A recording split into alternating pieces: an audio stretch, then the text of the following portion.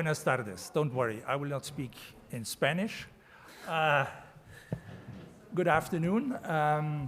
My name is Johannes Maerk, and I welcome you on behalf of the Diplomatic Academy here in Vienna to a talk of Professor Carlos Malamud. I will immediately present him to you on the topic Latin American elections 2021 to 24. What did happen? Yeah, 21. And what could happen? Well, until 2024. Professor Carlos Malamud is senior analyst for Latin America, Elcano Royal Institute, Madrid. He is also professor of Latin American history at the National Distance Education University, UNED in Spain, and a corresponding member of the National Academy of History of Argentina. Welcome to Vienna, welcome to the Diplomatic Academy. The floor is yours. Adelante. Muchas gracias, many thanks. Good afternoon. It's a great honor to be here to speak about Latin American elections. I supposed to be here in November of last year, but the Omicron variant was a permanent obstacle to arrive to Vienna in those days. Well, in previous years, although in a more apparent than really way and with many nuances, Latin America seemed to be affected by transversal phenomena. Of course, it is difficult to generalize in regional terms because there are many and large differences between countries. For example, to put just two extreme examples, aren't the same Brazil and Honduras or Mexico and Paraguay. However, for analytical purposes, Latin America continues to be important. In fact, Latin America still matters. Some of these transversal phenomena were the turn to the left of the first decade of the 21st century, the turn to the right of the middle of the second decade, and even the punishment vote against the incumbents in the electoral triennium 2017-2019. But in the current context of the multiple crises that still exist, economic, political, social, and even health, the dominant issue of this intense political electoral period, 2021-2024, are fragmentation, heterogeneity, and uncertainty. Remember that our time is marked undoubtedly by the spread of the pandemic and aggravated by the unjustified and criminal Russian invasion of Ukraine. Another important fact to consider in the evaluation of present Latin American elections, but also in the past and in the future ones, is the presidential political system present in all the Latin American countries. There may be some presidents who are stronger and others more conditioned by the parliament, but in all the region, presidents hold the real power and have great room of maneuver. Paradoxically, although presidential and parliamentary elections take place on the same day, the results of a presidential election are not the same of those of parliamentary ones. It often happens that the president is legitimized by the large number of votes obtained, even if they are not strictly his own and are the result of a second round, while the votes of the congressmen seem to be less important. Latin America today is a fragmented region, not divided into two antagonist blocks, but chunked into multiple parts. Add to this is the great heterogeneity of governments in office, a product of the diverse political and ideological variants of those who are in power. We must not forget also the critical state of the Latin American regional integration process. taking into account the almost terminal state of some of its most emblematic institutions in the last 2 decades, such as the ALBA, the Bolivarian Alliance of the Peoples of Our America, and UNASUR, the Union of South American Nations. The only one that survives, although in a delicate situation, is the CELAC, the Community of Latin America and Caribbean States. All these things put together prevents reaching the minimum consensus on the most crucial points of the regional and global agenda, even in those issues that appear to be less important. The management of the purchase of vaccines and, in the last few weeks, the positioning vis-à-vis Russia are proof of this.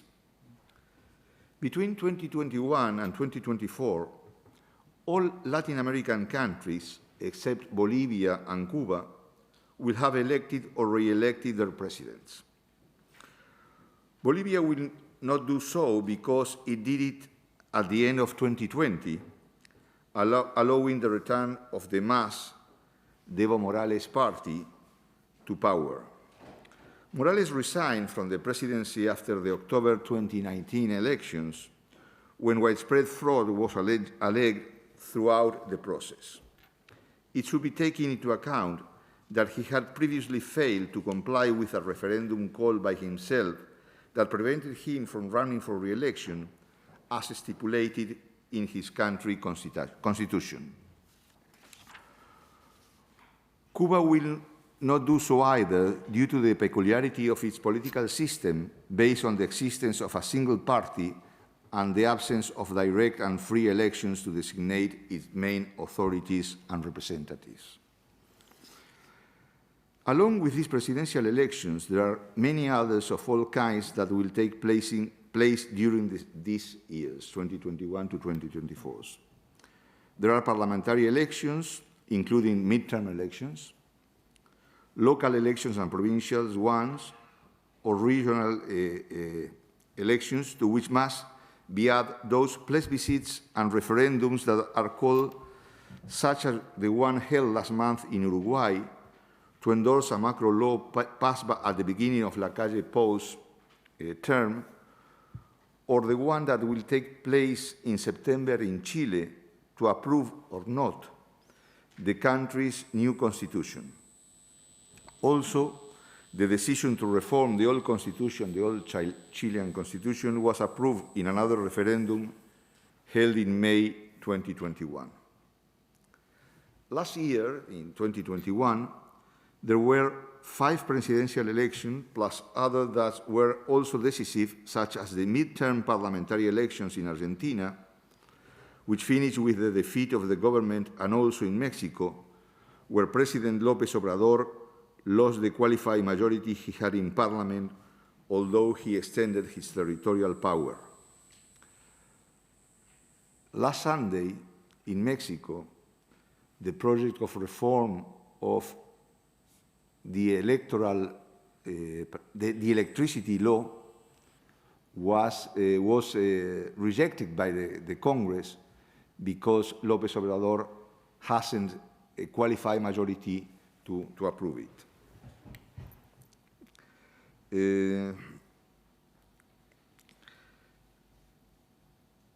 In 2021 also, votes were cast in Ecuador with the victory of Guillermo Lasso of the center-right.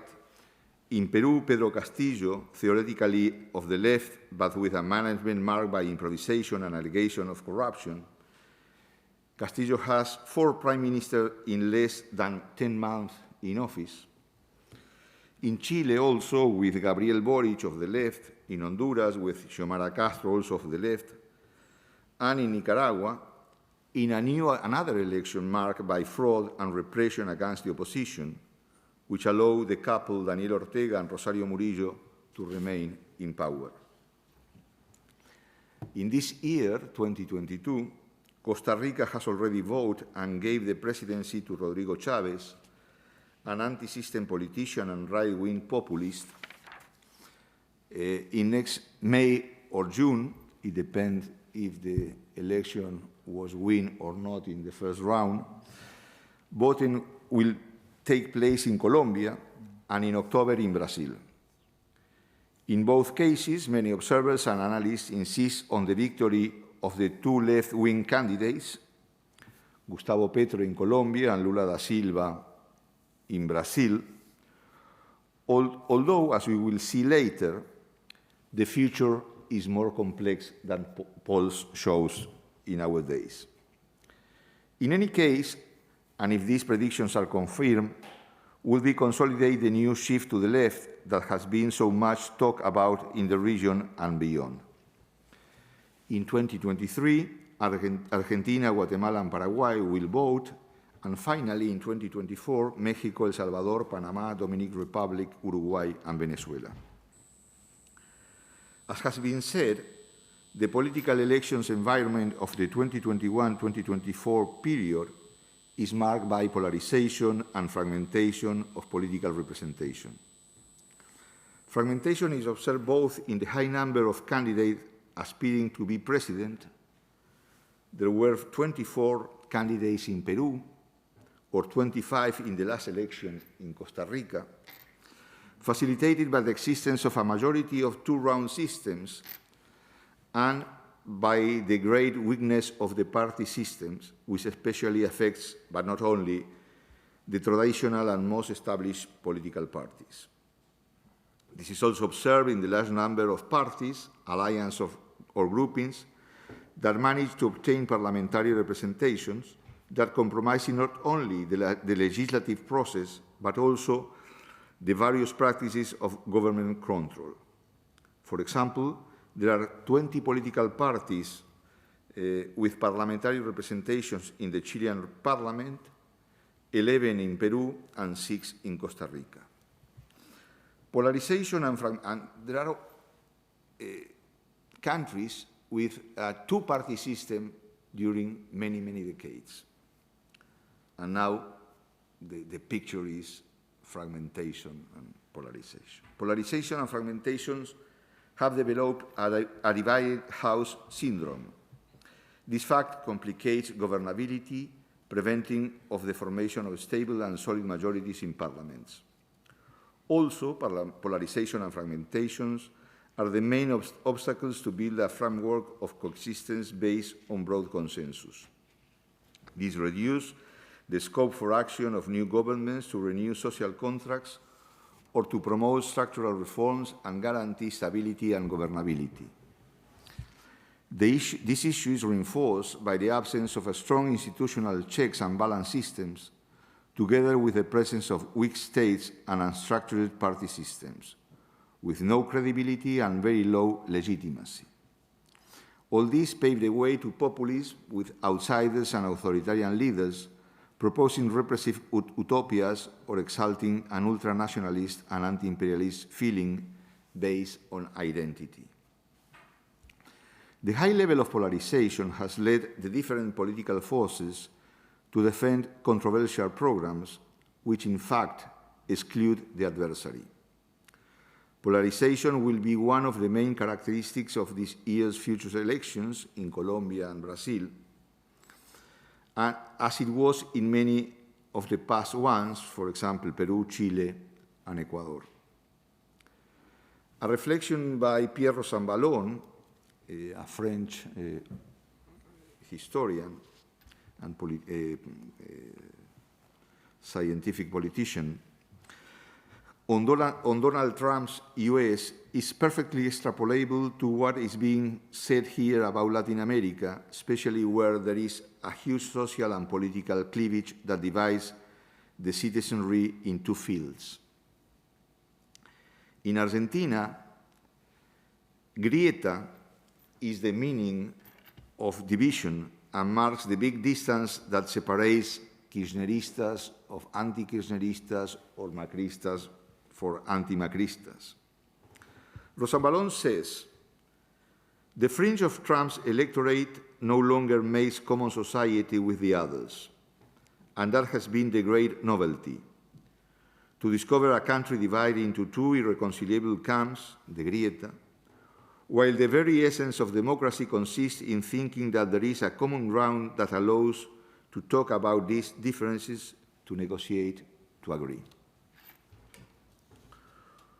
All elections to be held between 2021 and 2024 have been or will be marked by the effects of the pandemic, but also by a growing disaffection with democracy, which became more visible in the large social protests at the end of 2019, as could be seen in Chile, Colombia, and Ecuador. Disaffection with democracy is linked with a strong anti-elitist feeling and also by very low levels of trust, both trust in the political system and institution, and also in the interpersonal trust. In this sense, it is important to remember that Latin America has the lowest levels of interpersonal trust in all the world. Worldwide, the percentage of individuals who believe that most people can be trusted, what it's called generalized or interpersonal trust, fell from 38% between 1981 and 1985 to 26% in 2016 and 2020. But in those years in Latin America, the reduction has been even more drastic, with trust levels failing from 2022 to 11%. This implies that only 1 in 10 Latin Americans believe that others can be trusted, while in Scandinavian countries, 8 out of 10 people trust others. 1 to 10, 8 to 10. The difference is huge. This is a very serious problem, as a recent study by the Inter-American Development Bank has shown. If many people don't trust the others, in the same way, they will not trust institutions. This is a great obstacle, both for any process of institution building and strengthening, as well as for the fight against corruption. In addition to being one of the slowest growing regions in the world, Latin America is also the most unequal region. Despite notable recent progress in this area, the region is still 50% more unequal than the world average. According to the Economic Commission for Latin America and the Caribbean, CEPAL in Spanish words, in 2014, the richest of 10% of the population still receive 40% of national income in Brazil and Mexico. Trust and civility have a significant impact on all the key drivers of growth and inequality. Economic growth depends on public policies and institutions to accommodate and stimulate it. The most important decisions that drive economic growth, such as investing, employing, producing, buying, or selling, always depend on existing level of trust. The most productive, skilled, and innovative societies have more economic opportunities if trust is high, whereas in those where trust lacks, as Latin America, opportunities are much more limited. While the pandemic temporarily appeased the protests that took place throughout 2019, especially in the second half of the year, they reemerged with renewed force in late 2020. In April 2021, major mobilizations took place in Colombia against the tax reform promoted by Iván Duque administration. The pandemic has also been an unprecedented economic and systemic shock, which has also accelerated pre-existing structural problems, such as institutional weakness, inefficiency of public administrations to implement sectorial policies and develop effective management, starting with public health and the persistence of the representation crisis that affected political parties. At the same time, we observe the rise of strong caudillos like López Obrador in Mexico, Jair Bolsonaro in Brazil, or Nayib Bukele in El Salvador. Poverty and extreme poverty have increased moderately since 2018, and much more abruptly in 2020 as a consequence of COVID-19. After the end of the commodity super cycle, the popular sectors that had massively joined the middle classes in the golden years saw their demands and expectations compromised and even frustrated. As a Chilean political analyst said, they were promises paradise, but were only left at the gates, unable to enter it or benefit from its advantages. Since 2015, Latin American economic growth slowed down, even frozen, limiting the public resources available to subsidize different activities and social groups, implement redistributive policies, and boost clientelistic mechanisms. And obviously, this had political and electoral consequences, as we could see. Precisely, 2015 marked the beginning of the end of the so-called long governments, either personal, even matrimonial, as was the case in Argentina, or party governments. Some of these came to be in power for 10, 12 or more years, as happened with Hugo Chávez and Nicolás Maduro in Venezuela, with Evo Morales in Bolivia, Rafael Correa in Ecuador, or Daniel Ortega in Nicaragua. And in the matrimonial case, the Kirchner in Argentina is a good example. The parties' governments are the case of the PT, Lula and Dilma Rousseff in Brazil, or the Frente Amplio in Uruguay with Tabaré Vázquez and José Mújica, and also the Concertación governments in Chile.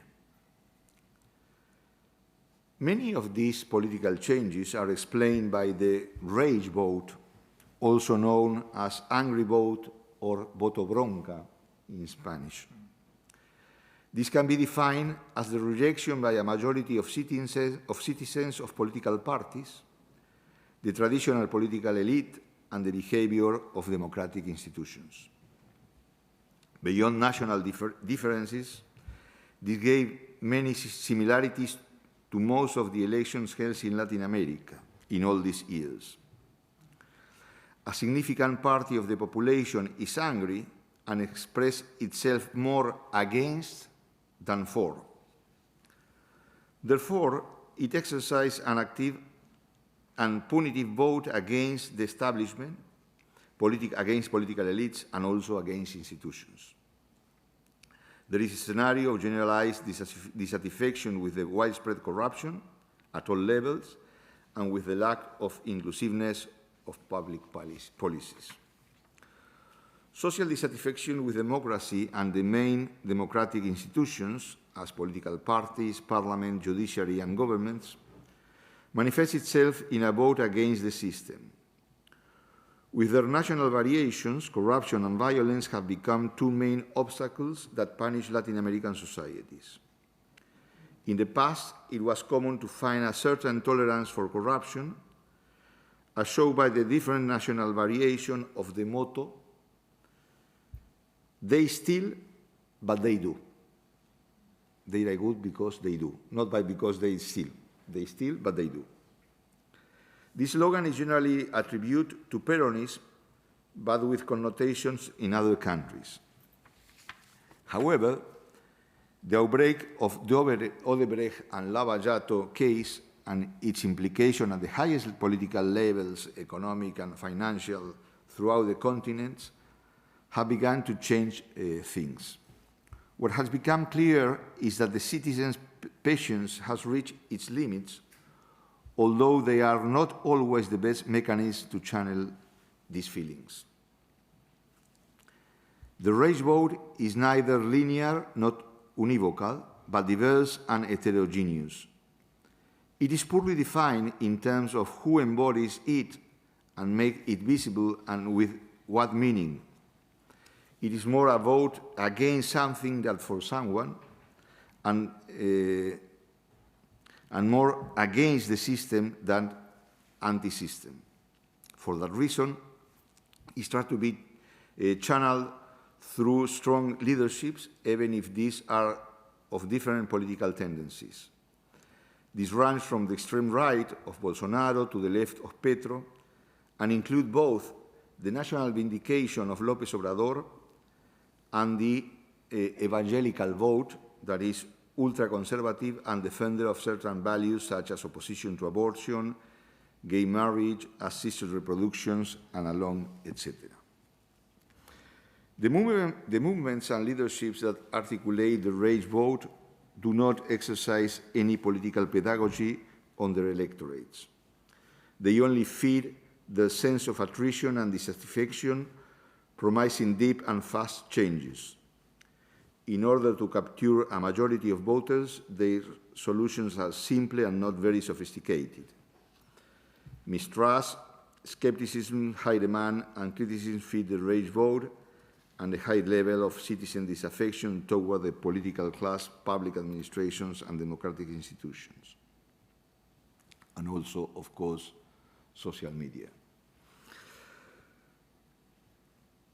In the current situation, frustration and anger have increased disaffection, but unlike other times, these have not took shelter in abstention or apoliticism. If from the triumph of Hugo Chavez in Venezuela in 1999, there began to be talk of a shift to the left in Latin America, or a pink tide, since 2015, the right began to reconquer parcel of power, as happened in Argentina with the victory of Mauricio Macri in 2015, who defeated Cristina Kirchner, in Brazil after the impeachment of Dilma Rousseff in 2016, and the subsequent victory of Bolsonaro, or the triumph of the Peruvian Pedro Pablo Kuczynski also in 2016, which opened the doors to a brief government change. Today, it will seem that we are in a new stage in one of these typical pendulum swings that characterize Latin American history, to such an extent that there is again talk of a new pink tide. And this possibility is reinforced by the widespread belief of the triumph of Petro and Lula in the coming months.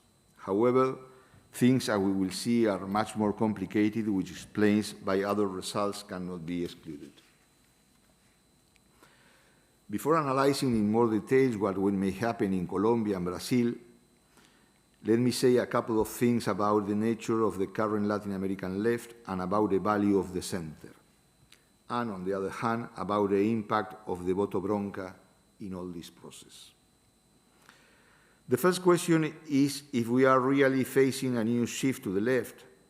In fact, as we are only in the middle of this intense electoral cycle, 2021-2024, it's still too early to draw definitive conclusions about it. It is true, on the one hand, that there were important triumphs of leftist options, such as in Chile, Boric, Honduras, Xiomara Castro, Peru, Castillo. Even despite the condition in which their victory took place, the results also of the great electoral fraud in Nicaragua, which prolonged the marital tyranny of Daniel Ortega and Murillo. But on the other hand, we cannot forget what happened in Ecuador with the victory of Guillermo Lasso, and in Costa Rica with Rodrigo Chávez. At this point, we must also remember the outcome of the referendum in Uruguay and the results of the midterm parliamentary elections in Argentina and Mexico. While one could add the result of the Bolivian elections at the end of 2020, which gave the triumph to Luis Arce from MAS, and heir of Evo Morales, the available data are by no means conclusive, although the idea of the turn to the left is mainly based in the expectations of Petro and Lula. But it's important to make two other clarifications. The first, the end of the Chavista Bolivarian ideal as an hegemonic project of continental scope, driven by the alliance between Cuba and Venezuela. The death of Hugo Chavez, whose leadership couldn't be replaced, and the collapse of the Venezuelan economy complicate their viability, the viability of this hegemonic project. It is true that Chavez has other sources of income, such as clandestine exports of gold and other rare metals, but these do not compensate the oil revenues, which have fallen dramatically as a consequence of the deterioration of the state-owned enterprise PDVSA Petróleos de Venezuela. It should be remembered that in the past, a considerable part of this money was used to pay for numerous electoral campaigns of allied and like-minded politicians, something that is not possible today. Another important fact is that Venezuela is over. I don't mean that the Chavista regime has ceased to exist, but it is no longer an example for anyone except for the true believers. Today, the 21st century socialism is no longer an exciting project, and Latin America people know the magnitude of the drama, especially with more than 5 million Venezuelans scattered throughout all the region. These 5 million Venezuelans, are the best testimony of the failure of the so-called Bolivarian revolution. Another testimony in the same line is the formation of the Puebla Group, which in some way intends to replace the ALBA. Until recently, the adjective Bolivarian was the norm both within Venezuela and in the rest of Latin America. Today, the adjective has fallen into disgrace and has been replaced by progressive or progressivism. This is evidently a clear, albeit implicit, recognition of the failure of the process.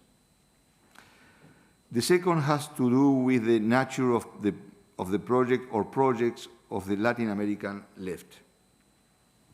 In 2019, in the elections won by the Kirchnerismo-Peronismo alliance, and which allowed it to regain power after the 4 years of Mauricio Macri's governments, an unusual event occurred in international politics. The true leader of the project, who had the greatest popular support in her sector and was the best organized, that is Cristina Kirchner, declined to head the candidacy to run only as vice presidential candidate. In her place, she put Alberto Fernandez, her former chief of staff, but with whom she had a distant and complicated relationship. Why she did that?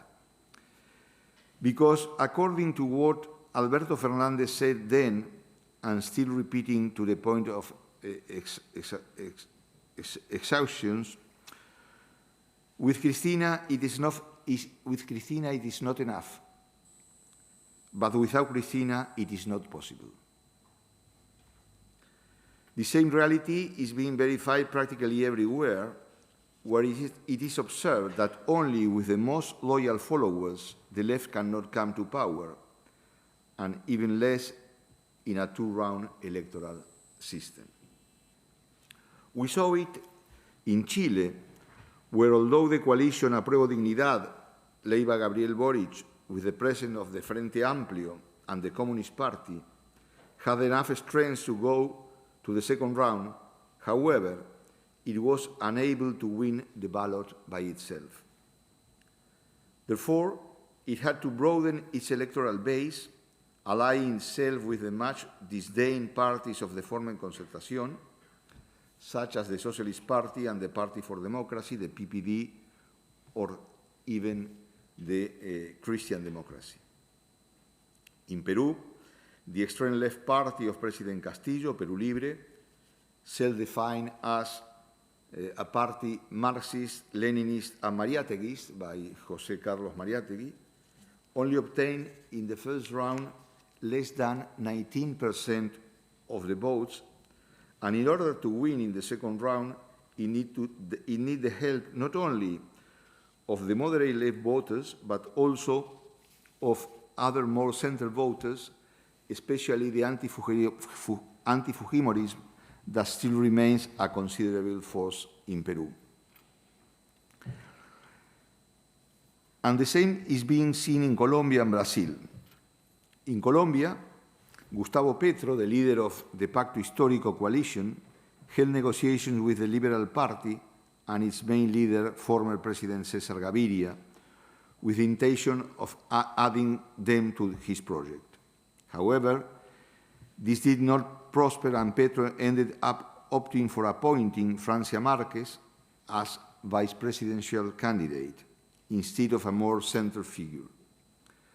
Márquez's disqualification was against Gaviria, defining him as a traditional politician, a great insult for certain sectors in Colombia, serves to break the deck. For Márquez, Gaviria was more of the same, and also he's a neoliberal. It remains to be seen if Márquez's adapted electoral pool will be enough for Petro to win the election, especially in the first round. Something similar is happening in Brazil, although with a different outcome. Lula, with an undeniable political capacity far superior to Petro's, managed to add to his candidacy Geraldo Alckmin, another traditional politician coming from the party of the Brazilian Social Democracy, the center-right party to which former President Fernando Henrique Cardoso belongs. Alckmin's presence is a powerful message to center voters, without whom Lula is convinced he will never be able to defeat Bolsonaro. Returning to the nature of the left, Jorge Castañeda distinguished at the moment three different lefts, which have little in common ones with each other, although all their programs supported social policies, many with a strong populist content, and the majority have a clearly anti-American, anti-US stance in foreign policy, while addressing other issues such as mining rights linked to so-called extractivism. The first of the three lefts includes the trio of regional dictatorships, Cuba, Nicaragua, and Venezuela.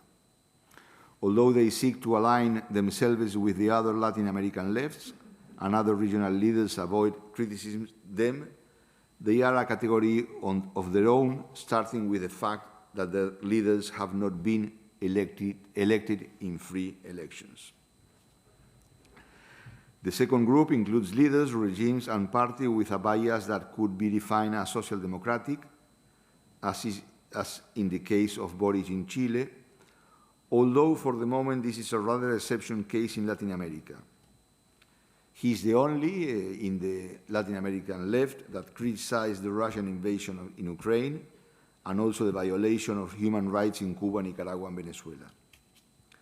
Finally, we have populist governments, some with a more Bolivarian orientation, such as Arce in Bolivia, and others without, such as López Obrador in Mexico, Castillo in Peru, Fernández in Argentina, or Xiomara Castro in Honduras.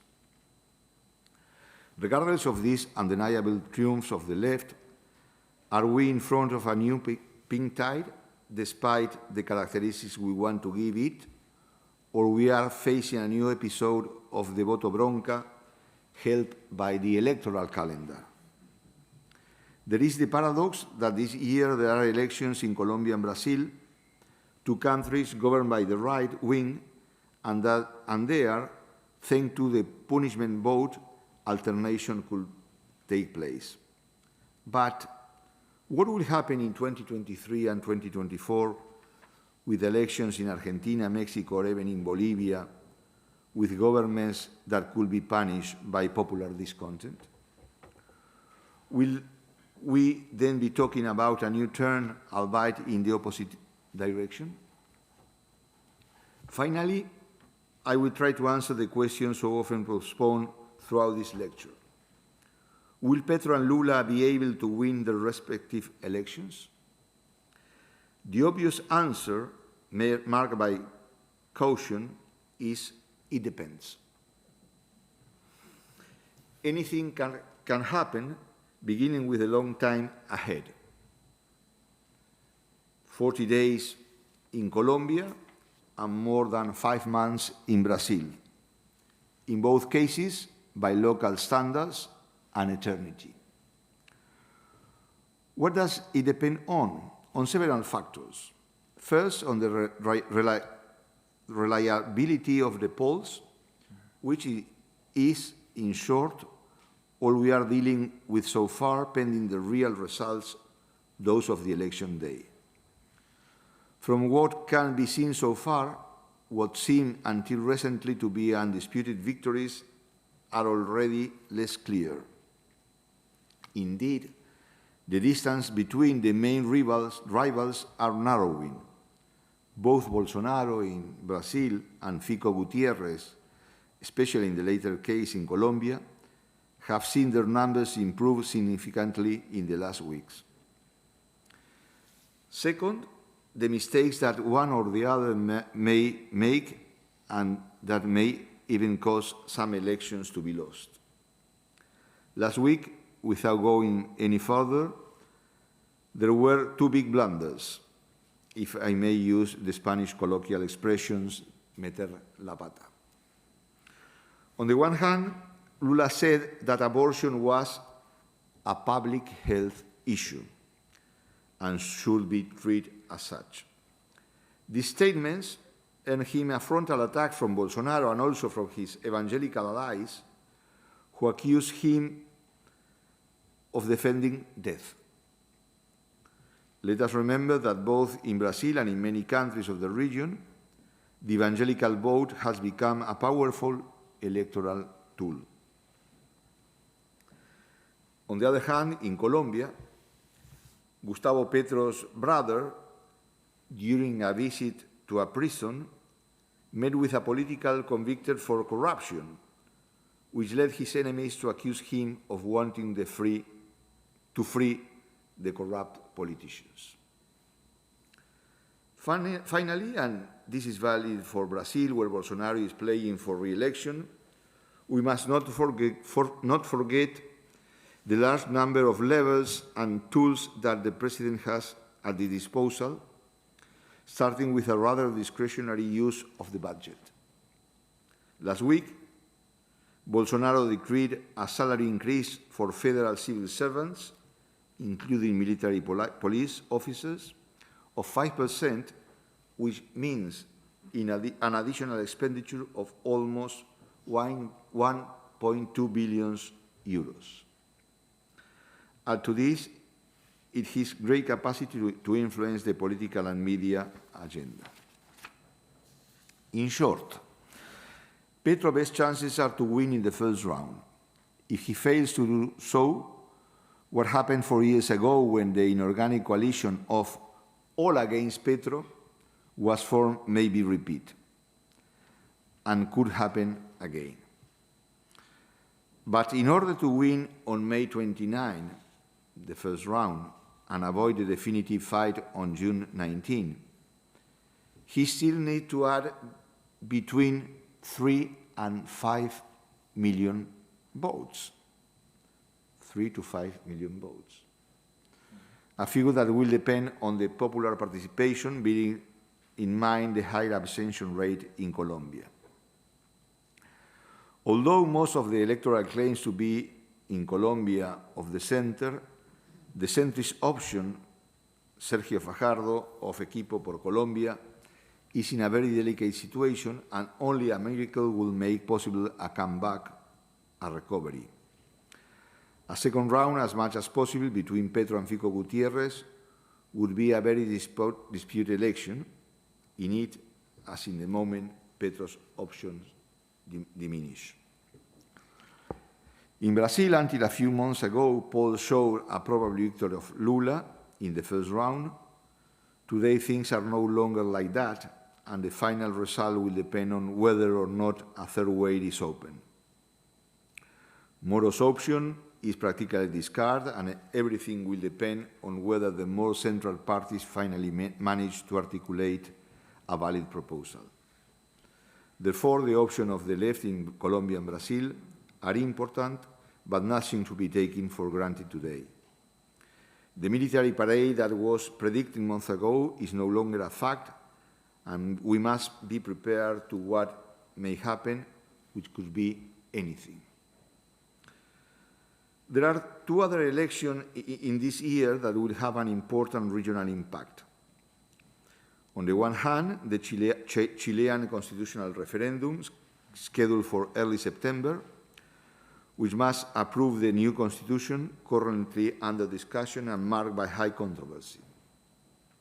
At the moment, it declares Chile as a plurinational state, does away with the Senate, changes the nature of the judiciary, and limits the power of the president, among other controversial measures.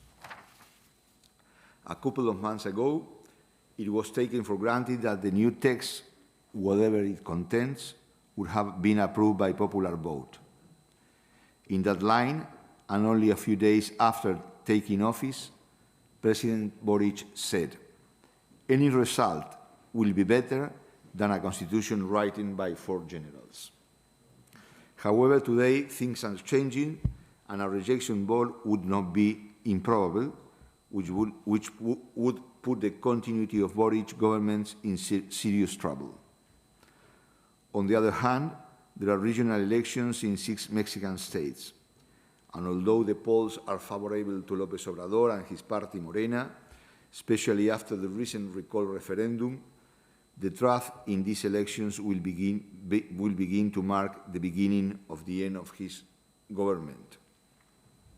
In June, the election days, there will be only 2 years left for the end of his 6-year term. Despite his high popularity, near 60%, the question remains as to whether the lame duck syndrome will be beginning to manifest himself. In this context, the challenges facing Latin America are considerable, and not only those caused by the significant aftermath of the pandemic. The electoral results, the pending ones for 2022 and the coming years, will be important to see which way the region will go. Thank you. Thank you. Muchas gracias.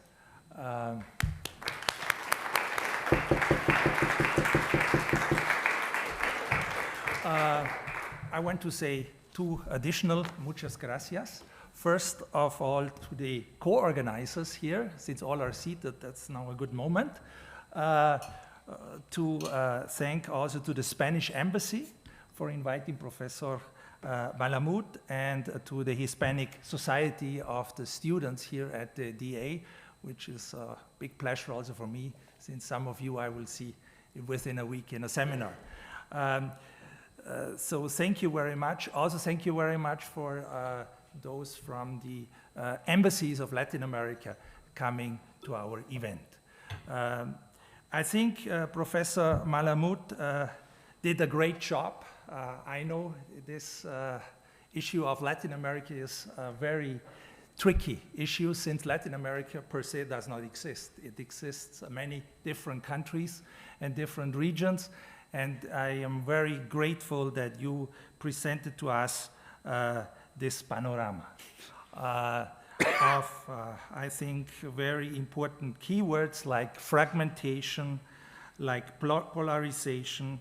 I think it was also very interesting to highlight some sociological aspects like this interpersonal trust issue. I think these are things we have to look at a little bit closer maybe in the discussion. Obviously also the high inequality of Latin America compared with other continents. And I think it also was very good of you, and you dared to do it, to make an outlook what is coming in the upcoming elections in Colombia especially, and in Brazil. I think we will looking now forward to a discussion. I would like to open the floor. I think there is a colleague who has a microphone, right? Yes. The organizers told me that we should take about 3 or 4 questions, and then we come back to the to Professor Malamud, and you try to answer, and and then we turn back the mic. I will do my best. Great. And then we will turn back the mic to the audience. So who wants to start? Oh, they are already, here, and then here, and then two other ladies. I think you, the colleague over there, Maybe you can present yourself at least for with one or two words about yourself so that we can identify you. Thank you, Professor, for your comprehensive look at the political situation in Latin America. I have a question. I'm my student too. My name is Marina Stolfa, and I have a question related to the upcoming elections in the two largest Latin American countries, Colombia and Brazil. And if it will happen that left powers will come in both countries, will it lead, in your opinion, to an open window for opportunities for extra-regional countries such Russia, China, to strengthen the economical, commercial, military connections to a region? And as a consequence, will it lead to weakened position of the United States, especially in Colombia? Thank you.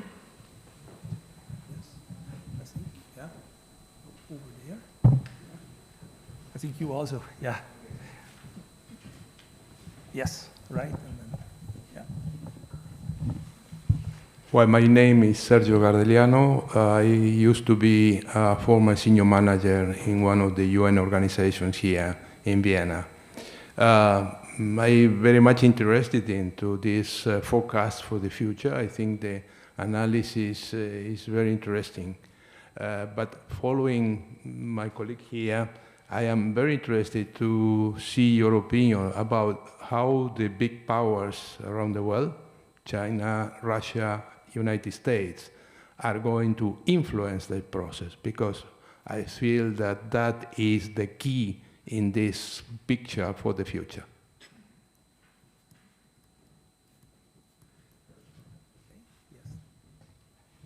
Hi, my name is Eloisa. I'm also studying here at the DA. I'm from Brazil, so I understand the whole apprehension about the elections this year.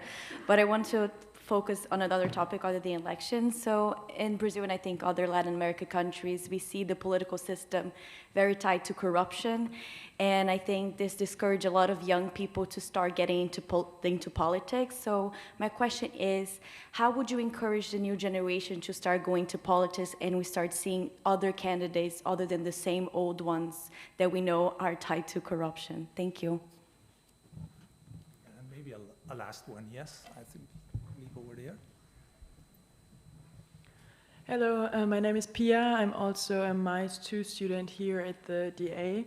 And my question goes a little bit more backwards and is, to what extent would you agree with economists like Robinson or Acemoglu that the political instability and the exclusive institutions in Latin America are rooted in the imperial heritage in Latin America, and how do you think they could counteract against corruption? Do you think it's more by changing the political institutions, or is, for example, investment from outside needed to foster the economic development in the region?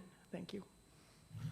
Okay, we have four questions to relate in one way or other to the current situation in Latin America and the response of Latin American countries to the Russian invasion of Ukraine.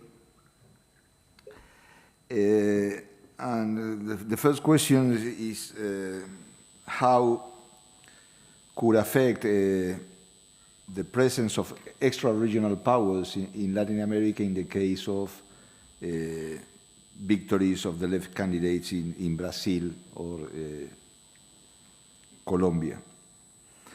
In the case of Colombia, it must remember that Colombia is an extra zone member of NATO. And in the case of a Petro victory, probably the status of the country will change. But in the case of a victory of Lula, it is important to remember that the external political policy of Brazil is marked by a record of not to be so much involved in foreign affairs, especially in those that are linked with not hemispheric questions. And this is not an exclusivity of Brazil, it's common to all Latin American countries, generally speaking. But, and this is linked with the second question about what will happen with the great powers, especially China and the United States in Latin America. Today, the struggle between, the global struggle between China and the US for the world economy has in Latin America one scenario of problems. Russia is present in Latin America, but in a different level. The main allies of Russia are Venezuela, Nicaragua, and Cuba.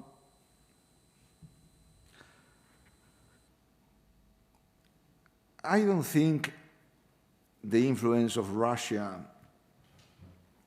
will be increased in the case of Petro or Lula's victory, also in the case of Russia will be win the war against Ukraine. The main question is how the rivalry between China and the US affect the region. I prefer to put Russia in a second place and focus on the struggle between China and the US. And in this case, the outcome of the war will affect all the region. It's still affected. More people in Latin America think, well, it happens 1,000 miles from my situation, but the question of oil and gas, of power supplies, the question of inflation, the question of the broken of the supply chains are affecting the region. But if we go back to the situation previous to the Cold War, with two big blocks in the world, the two big superpowers, China on one side and the US on the other, will increase the pressure to Latin American countries to be in one side or in the other. And here the drama is the deficits of the integration process. It's impossible to Latin America to have a common position vis-à-vis the struggle between China and the US. So they are very weak because each government, each country has to negotiate, isolate with the two big superpowers. The other two questions are linked to corruption. First one is how to encourage the new generations to be involved in politics.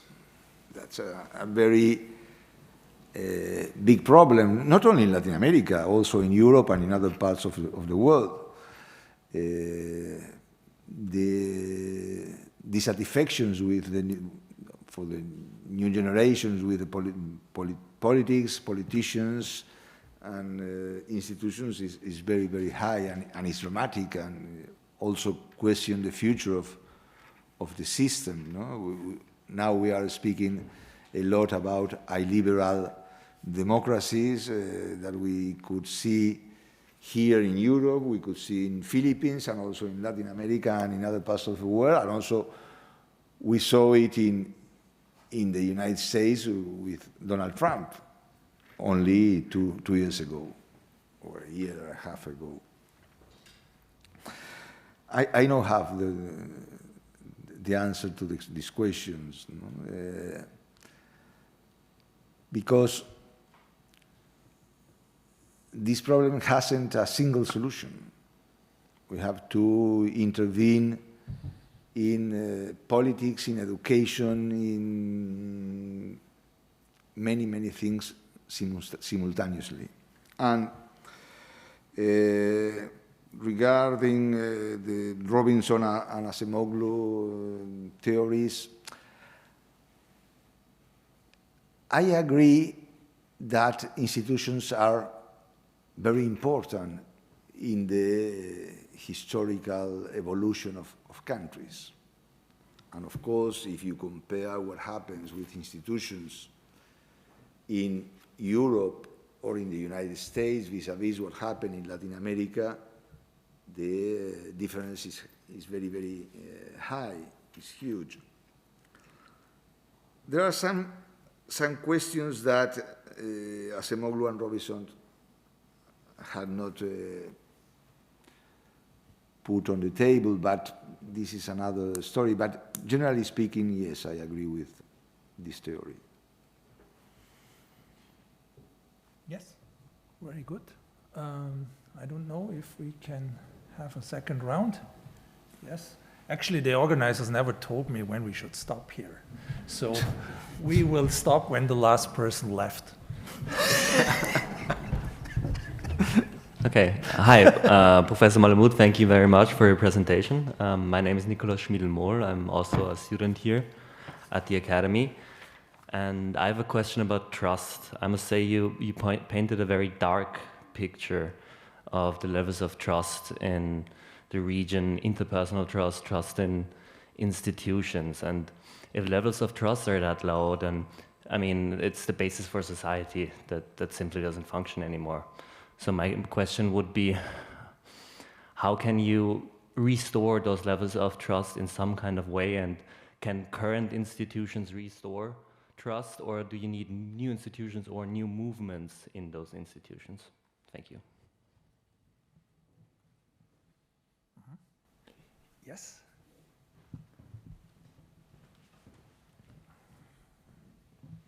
I have a question which may not really be germane to this evening, but I would be interested in how Latin Americans today see their presidencies. I was Austrian ambassador in Colombia, in Brazil. I was accredited in Ecuador, in Panama. I served 3 times in Brazil, from 3rd secretary in Rio de Janeiro to consul general and then ambassador in Brasilia. And one aspect which I always found extremely interesting was the practically mythical attitude of Latin Americans towards their presidencies. It reminded me rather of sort of the British attitude towards royalty. Has this changed? And that is why a question which interests me. And just one point I'd like to point out. You quoted, they steal, but they do. That goes back to Ademar de Barros, who was mayor of São Paulo, and he said, roubo mais fácil.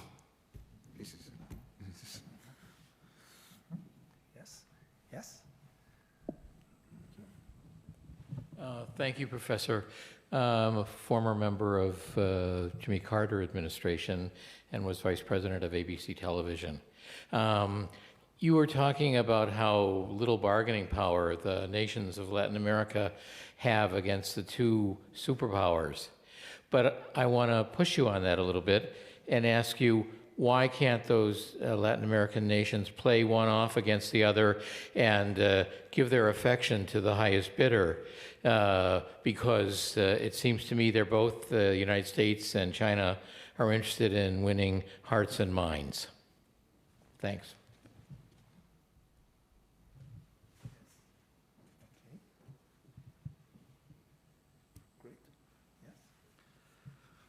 Okay. One last question here. Okay. Yes. Thanks. My name is Kimran Daurov. I'm MICE 2. Thank you for the wonderful presentation. It has been an honor to see different topic. I'm just triggered from your saying that you would put Russia in second level, which is very interesting, since we have seen that Europe is bipolarizing again, like West and East. And don't you think that actually this will be the biggest struggle for Latin America? Because we have Cuba and we have Venezuela. Don't you think that actually the United States and Russia will still fight for political dominance there? Because we could call it Cold War 2.0. Thank you very much. Well, beginning with the trust and how to restore interpersonal trust. I mentioned a report made by the Inter-American Development Bank that was made in previous month. But the problem of the lack or the very low levels of interpersonal trust in Latin America was put on the table by the Latino Barometro. Latino Barometro is a global poll of the region that was systematically made in the last 20 years or something like that. Mm-hmm. And from the beginning, Marta Lagos, who was the director and is still the director of the Latino Barometro, insists on these low levels of interpersonal trust and how they affect the problem of build-up institutions and how to promote democracy in the region.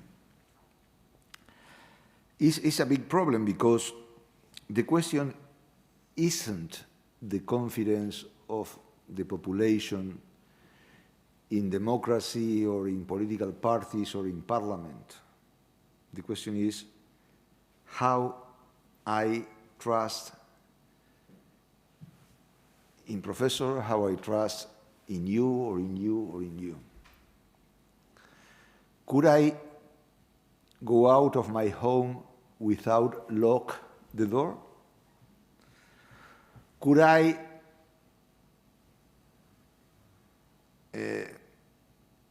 wait for the milkman and he put the milk bottle in front of my door and I came later and have it or not?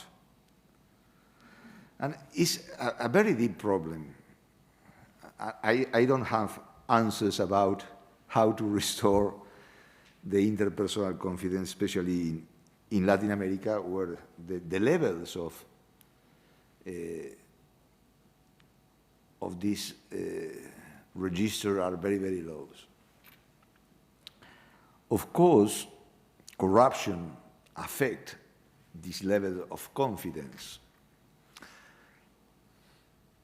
But the question is, corruption isn't only a matter of politicians or entrepreneurs. All the people is corrupt. In Cuba, for example, there are awards to express how current people, common people, could resolve their own problems. The word is resolver. For example, if you work in an enterprise that made cigars, one day and another you steal 1, 2, or 3 cigars, and then you sold in the street or to a tourist, and all in all levels of the economic activity.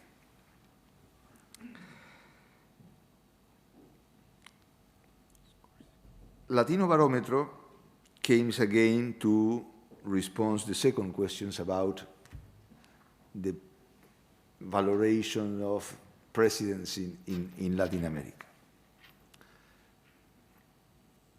Since many, many years, the presidents are one of the more valued institutions in Latin America, as you perfectly said. Probably the most valued institution during many, many years was the church, the Catholic Church. Now, the situation changed dramatically because the ascension of the evangelical churches. In this order, church, press, and presidents was the most valued institutions in Latin America. At the bottom, political parties, parliaments, and judges.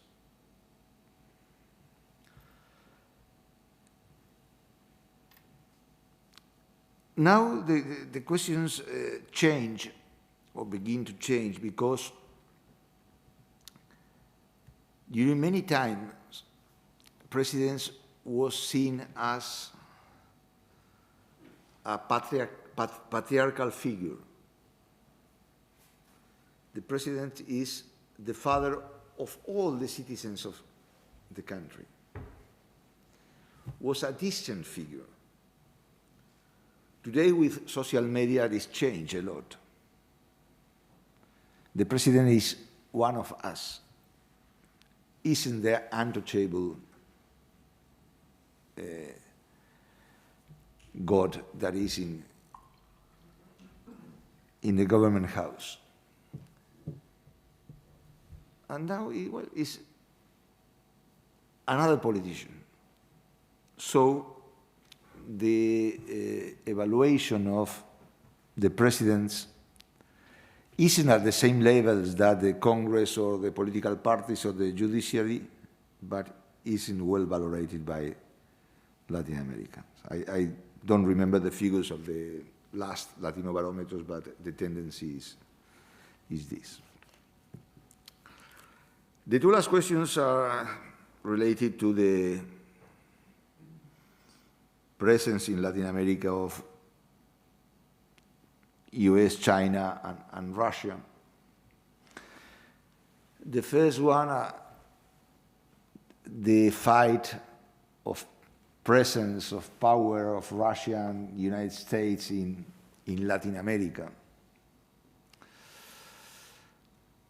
I don't think Russia has the potential, the economic or military or political presence to oppose United States in Latin America. Of course, Russia is in Latin America today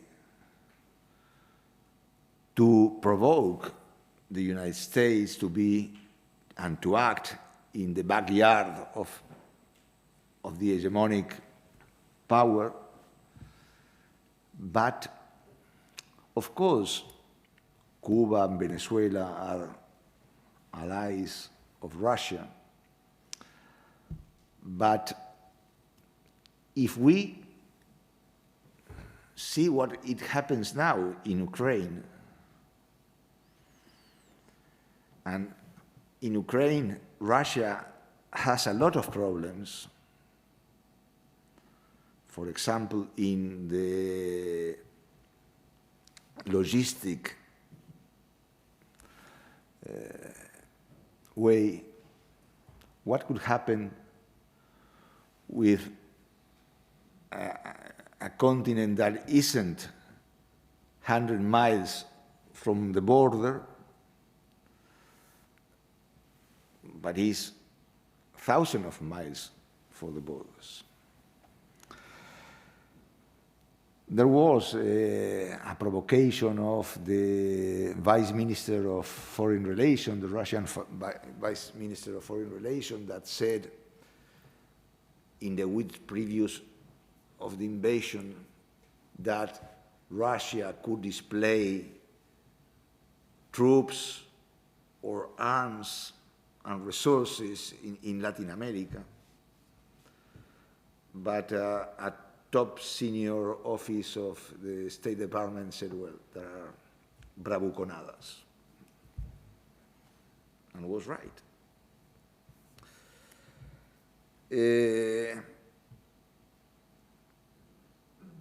Well, and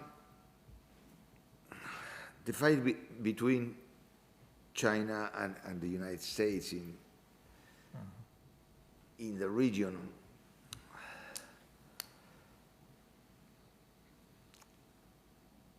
in Carter's days, the presence and the interest of the US in Latin America was evident. The question is, what is the interest and the presence of the United States in Latin America today? Is so strong? Years ago, it was common to speak about the US hegemony in Latin America, not today.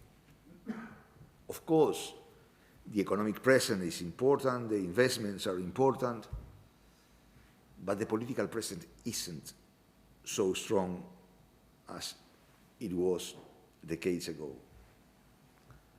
On the other hand, today, except in the case of Mexico, China is the first partner, the first trade partner of all the Latin American countries.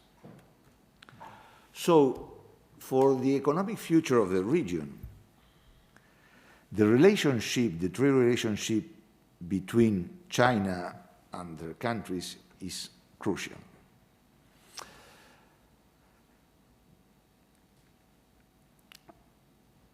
Things could change if Russia become a neo-colony of China. Because in this case, all the commodities, or a majority of commodities that China buys in Latin America as food, minerals, oil and gas, will be supplied by Russia. So the importance of Latin America to China could decrease in this case. For many Latin American countries, will be a difficult decision to choose where I must be placed. Will be a big problem.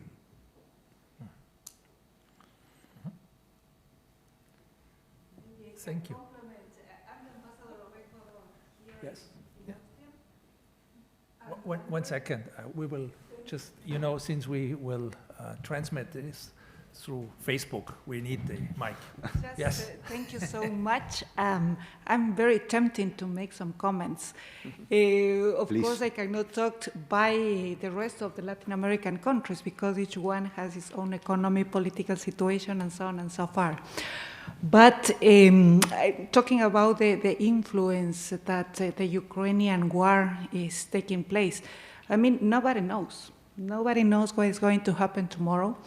But, of course, that is going to create a different situation for the whole world, not just Latin America, but Europe, the dependency of gas, of oil, and other commodities.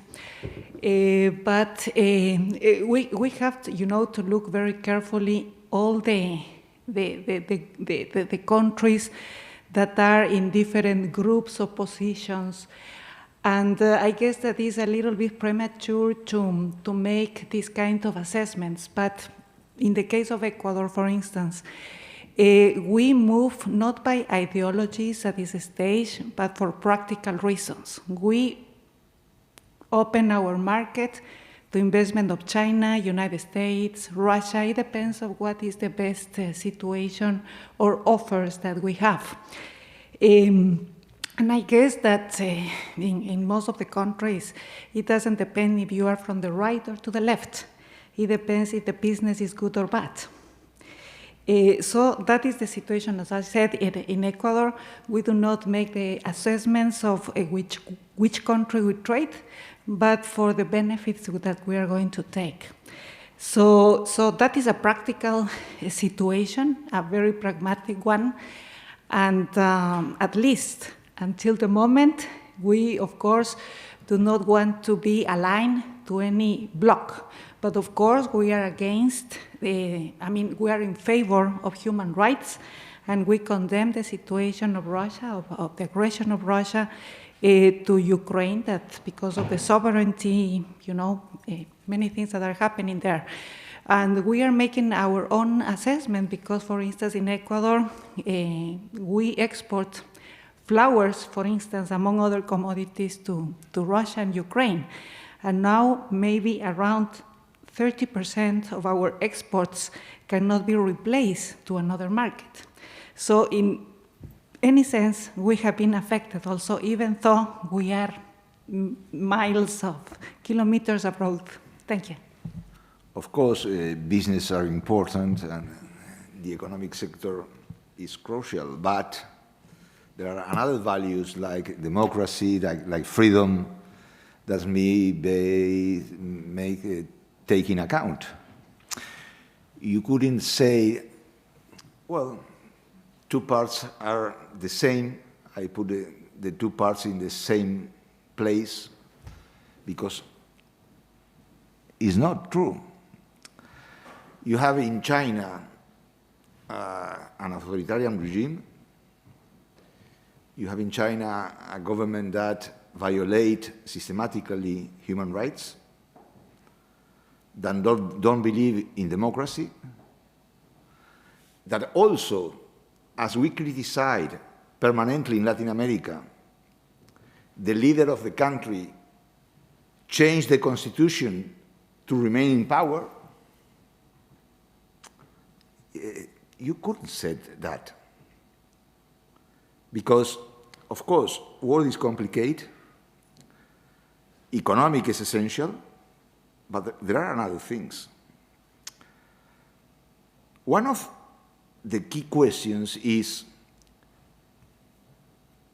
did or does, or do Latin America belongs to the West or not?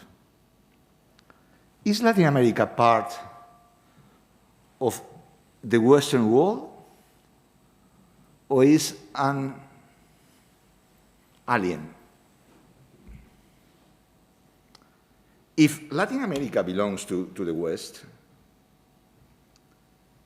if democracy and freedom and liberties are values shared by Latin American societies with European societies and other societies of the world, well, I think the